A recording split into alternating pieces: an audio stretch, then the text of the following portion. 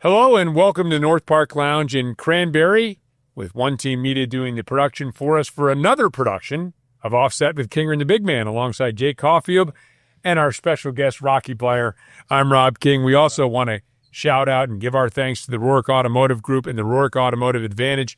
You purchase a vehicle, the Rourke Automotive Group, you get lifetime oil changes, lifetime state inspection. You never have to pay for any of those things. Lifetime engine guarantee, our warranty. So great stuff, the Rourke Automotive Group. We thank them for being with us. We thank Rocky Bleier for being with us. In part one, we got Rocky up to the point where he's won a Bronze Star and a Purple Heart. He's grown up. He's played in the game of the century at Notre Dame, drafted by the Steelers, had the injury issues. Now you kind of get over those injury issues. Before I ask you about that and the career moving forward, what was the difference you saw in '68 with that Steelers team and Bill Austin, and now back and Chuck Noll's in charge, and it's a new personnel and a new way of doing things?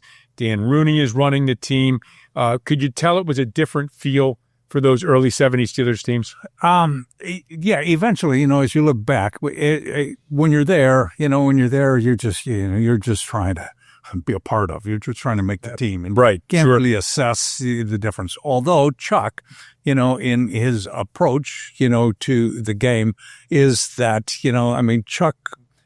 Chuck played 7 years within the NFL. He played with the Cleveland Browns. He played during championship years. It was it was a messenger guard. So that's right. And he played the offense. But there was a sense about Chuck that was kind of nonsense. He was very basic, very fundamental kind of coach. He wasn't a rah-rah kind of guy. He wasn't the kind of guy that would pat you on the back and say, good job. But he was very sincere in what he was trying to accomplish and his approach, to the players. And he started to develop, a team.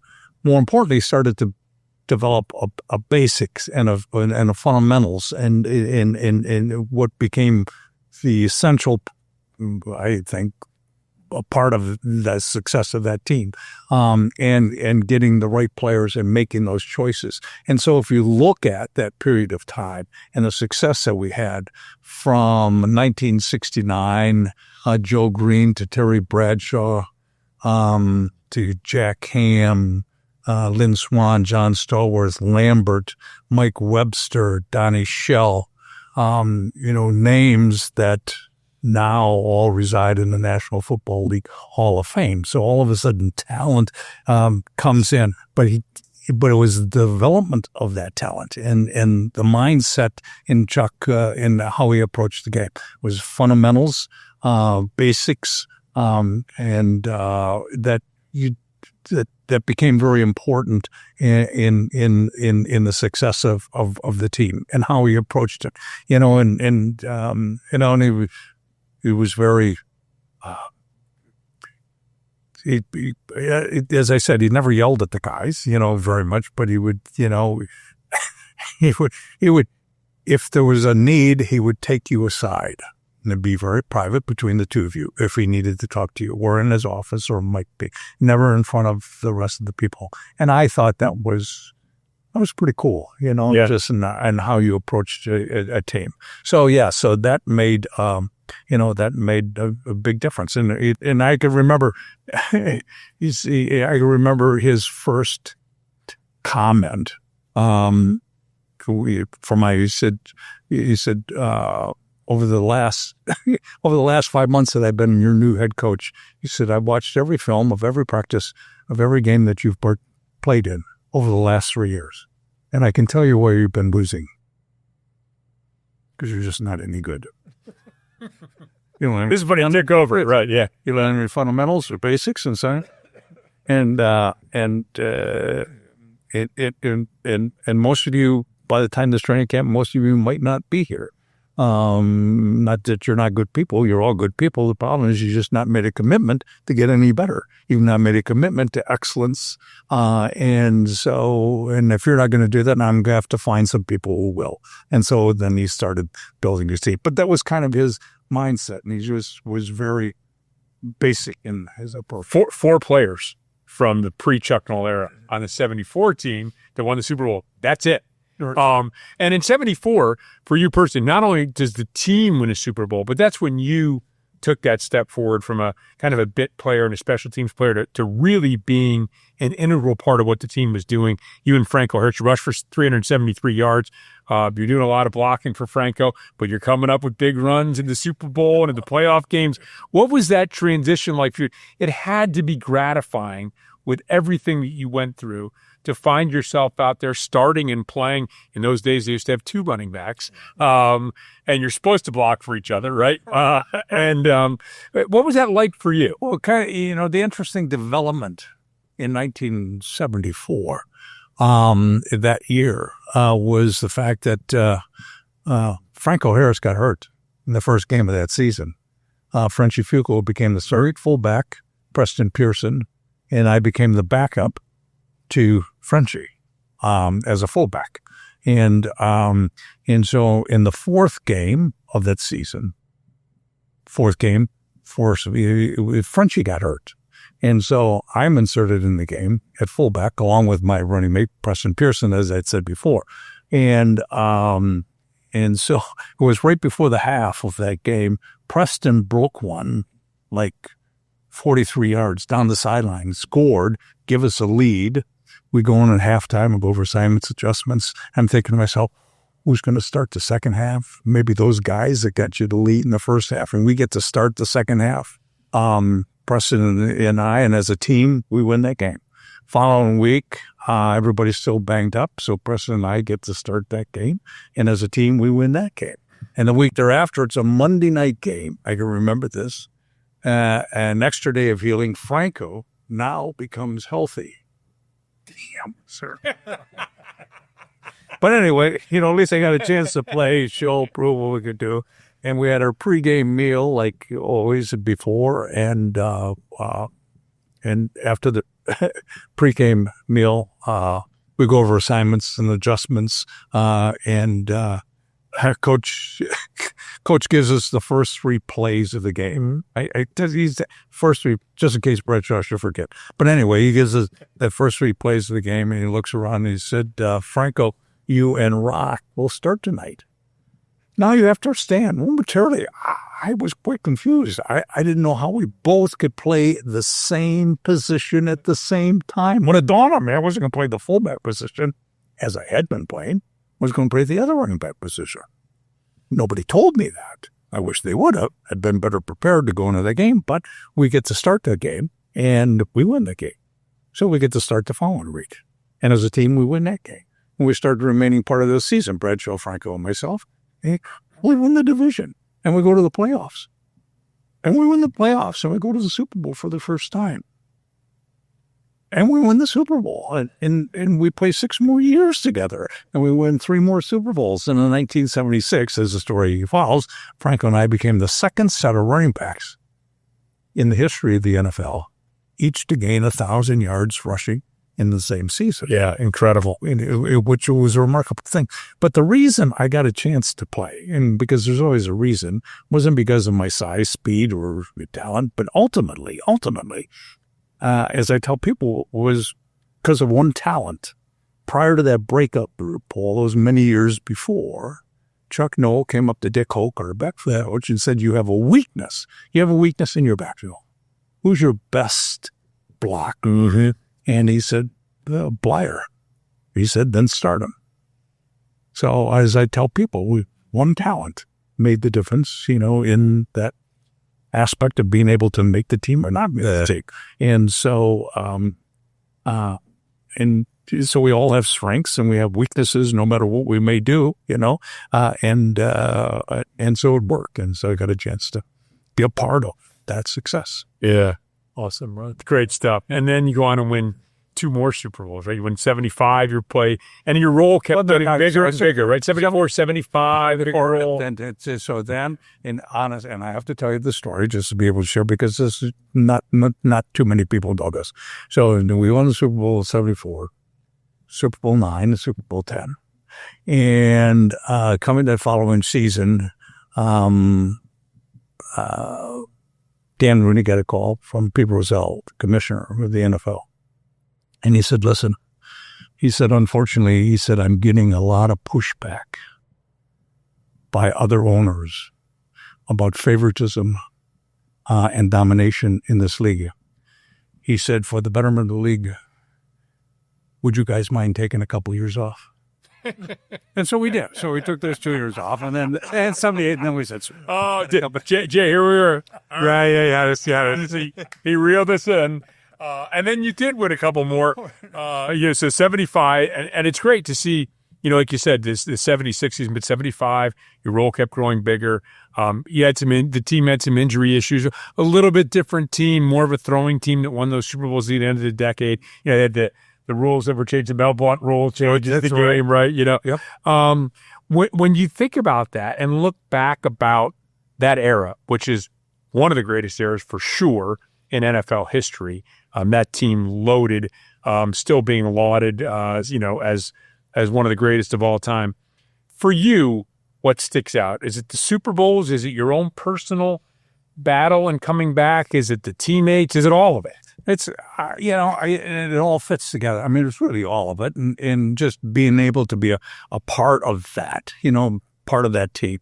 And I think that, if you take a look at the success of the team, we had talent. We, guys that got recognized for their talent. But it was also hard work, their commitment, their hard work on their own personal level to become a better ball player. Some people have all the natural talent in the world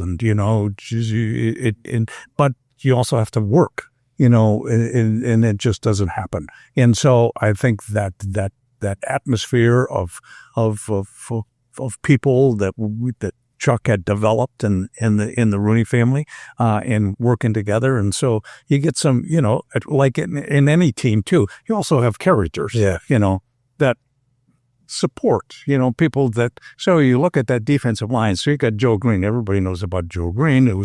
But you all have LC Greenwood and Dwight White. You had Ernie Fats Holmes. They were all good people, or maybe didn't get the recognition, but you're a part of that defensive line, crazy as they all were. You also have a blend of, you look at what you bring in with the linebacking core, and you have Lambert, the personalities like that all blend together. I always remember even in college football, you're almost like two separate teams, right? There's the offense and defense. You have a defensive coordinator, offensive coordinator. You're like two separate teams inside of one team. Right. But you guys have to find a way to blend together, but you have the personality. Then you had the anger and the nastiness of like people like Lambert and Mean Joe Green and what that meant and how it blended together, because you need that perfect blend to have it do what it does. That's right. And the characters, Ernie Fats Holmes, Ernie was a big part of that defense. Mm-hmm. Not too many people knew about Ernie. Ernie wasn't really all there all the time. But we have those people on teams. I don't care where it is. But Ernie was he was a dominant player. I mean, in his role, and he played a role that fit everybody else. And you talk about linebackers, Jack Camp. You got Andy Russell, and Andy was kind of the leader of it. But you got Jack Lambert. Now, in Jack's case was very important, I thought, as well, in the development of a team, because no matter what in the team, you need to have team leadership, not owners, not coaches. Within the locker room. That's within the locker room. And that who controls that?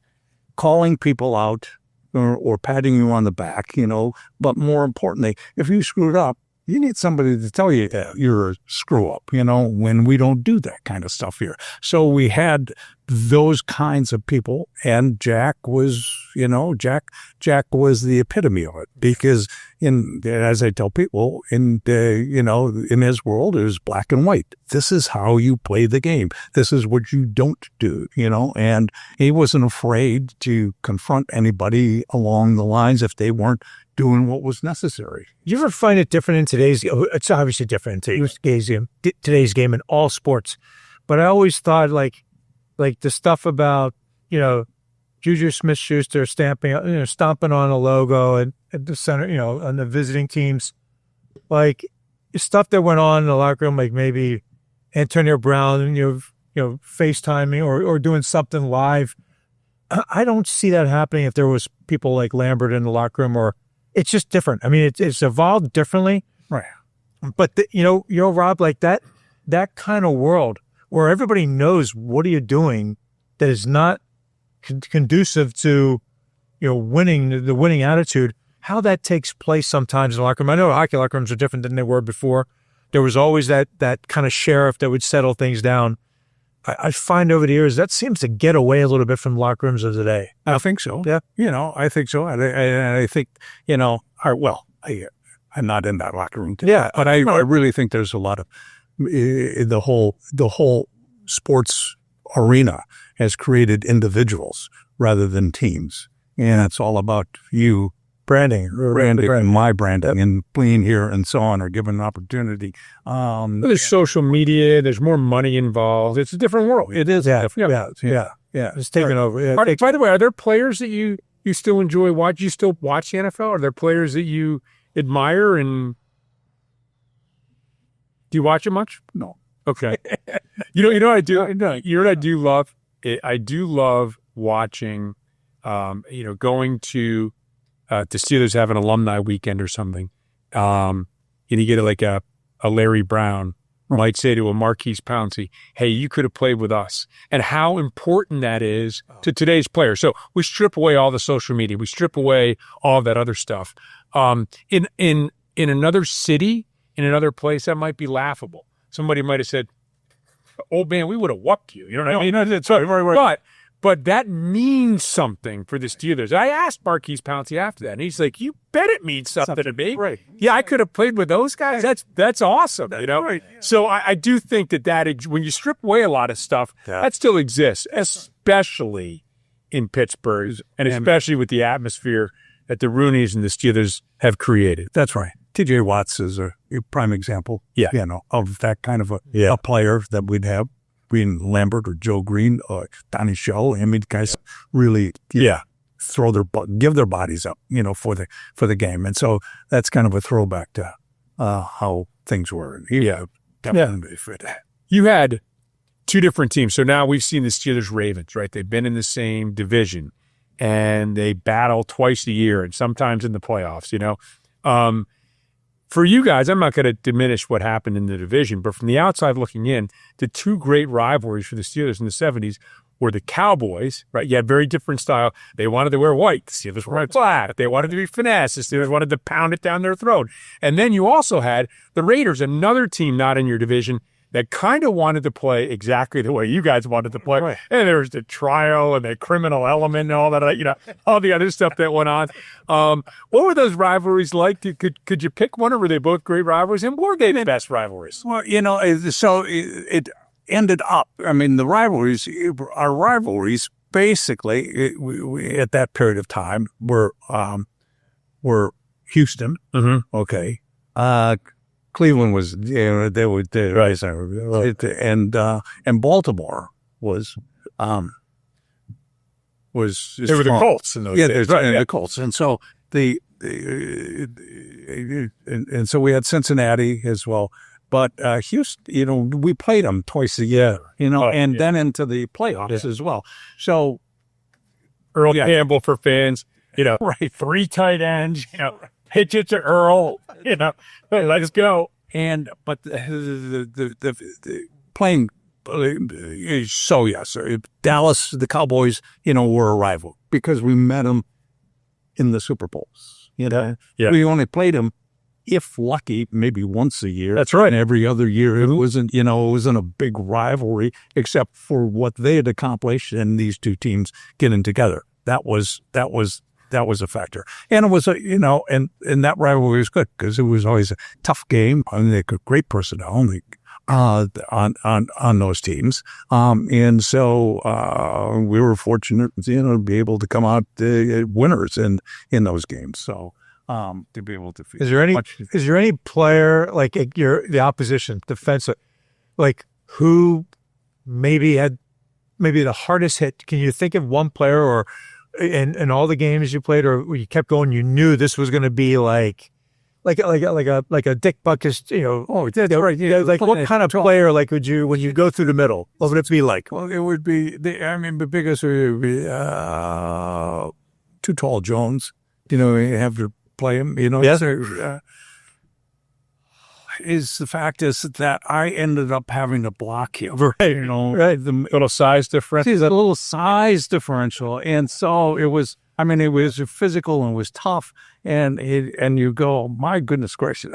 So in all honesty, so you had to become a better blocker. But also you had to do this because he had these long arms, and he'd come across and as I'd watch films of other opponents having to have to block him.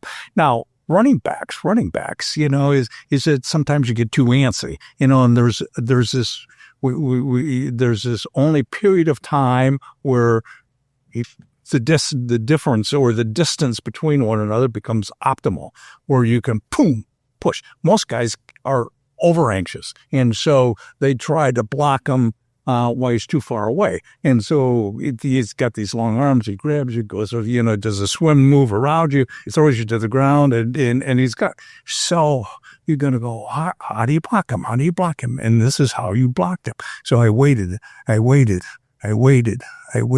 He was like right here, and it would be, he'd run into me. Okay. I mean, it says, and you had to be very careful on how to do this. And so as he did this, I'd grab his jersey like this.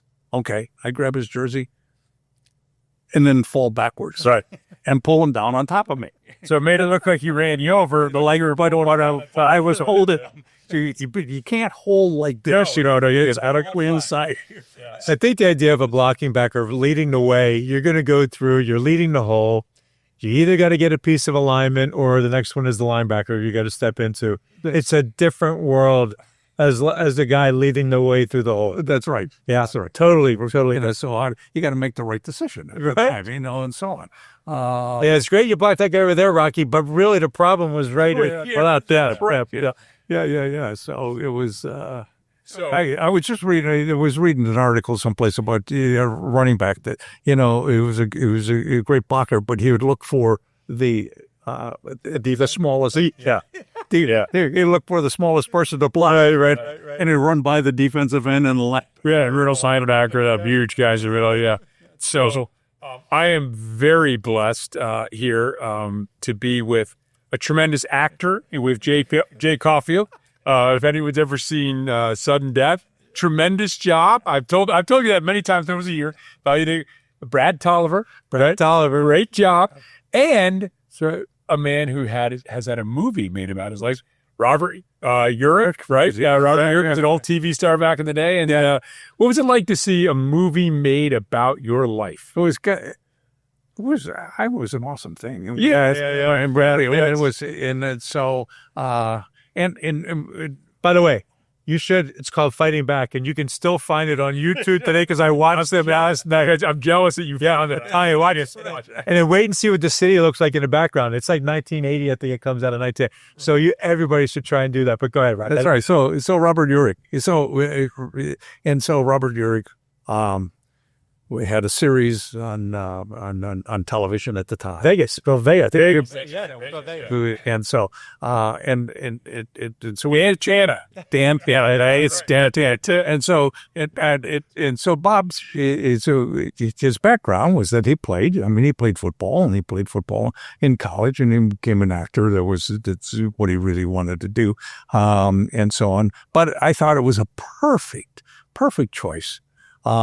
He was tall, good looking, much like me. And so that was the image. That was it. Just great. What it was, and the fact is that we were relatively the same age at the same time. And so it was,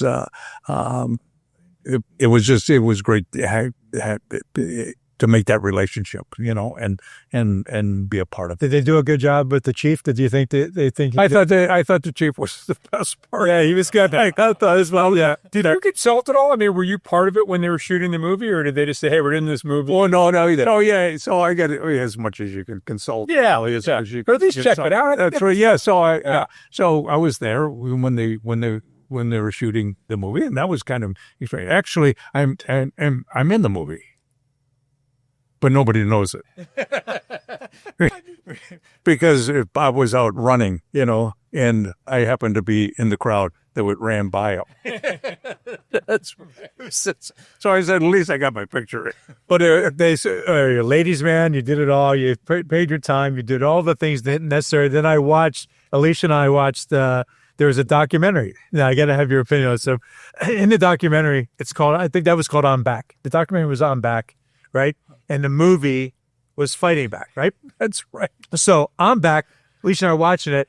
And the beginning of this documentary, it's awesome. It's kind of was a quick, I saw it, but they show this guy. They don't show the body. They just show like from the knees down, wearing Adidas and running. And I remember thinking when I watched it last night, I go, Then they followed it up, Rocky, because they interview you, and your first thing you said was, "That's not me running there. Go ahead, finish the So I saw myself as we talked about that film because all they got is the feet running, We're as if we're working out free running. Right.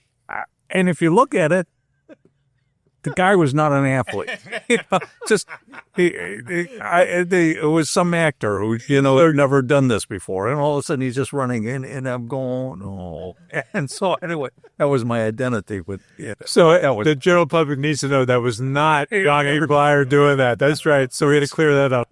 International Sports Hall of Fame.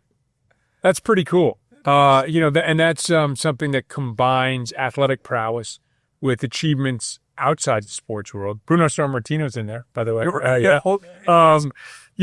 What's that like? That honor? Well, that was, I'm very appreciative of all those honors. Only because of the fact that if I think about it, it's not necessarily what I've done, but it's really the group that I've been with. So the success that you had with the teams and the college and, and so on and so on. And yeah, you're part of coming back. But then to be able to, then I think, what's wrong with these people? They're in the heart. So to be able to have that. And so it's awfully nice. When I think about the Pittsburgh Steelers, and I'm not alone, I mean, the great tradition, Steelers Nation, you're right there at the heart of it. What is that? What is that like? What does that feel like now, all these many years later, to know that you're still held that way? I mean, you go to the grocery store or whatever, wherever you go, you're Rocky Bleier. I mean, I would have to say, so how fortunate one is to be at the right place, right time. I don't care what it is. I mean, really, in all honesty, to be able to be surrounded by the people that I'm with the coaching staff, with the ownership, and just being at the right place at the right time. Because when you think about it, you got 40 years of losing with the Steelers. You got same old Steelers waiting next year, Rooney families, and all of a sudden it changes, and you're on the cut of that change coming in, and the personnel that identify with the success of the team and all those Hall of Famers that I get a chance to play with. And all of a sudden you're part of that group. And in all honesty, it's just like, the grace of the good Lord put you in that direction that you're there. I could have been drafted by the Green Bay Packers, who I loved, successful, but like every team, they hadn't done anything since, so all of a sudden you get a chance to play, and you might play 4, 5, 6, 7 years and win whatever you accomplished and what legacy have you left behind. So it's just, I feel fortunate only because of being there at the right place, right time with all the people that surrounded you, and you're just part of, that success. So that's, wonderful to have that opportunity. Really, that's how I feel about it. Well, we're the ones that are fortunate to have you coming on with us, Rocky. We really appreciate it. Rocky, thank you so much. We want to thank Rocky. Thank you so much. We want to thank the Roark Automotive Group and the Roark Automotive Advantage that offers lifetime engine warranty, lifetime state inspection, lifetime oil changes when you buy a vehicle at Roark Automotive, which I got two of them. All right, there you Two go. of them for more. There you go. There you go. The personal recommendation. We like that. I want to thank One Team Media for putting this together. Also, our friends here at North Park Lounge, Brad Dressen in Cranberry. For Rocky Bleier, our special guest. For Jay Caulfield, I'm Rob King. Thanks very much for watching this edition of Offset with Kinger and the Big Man.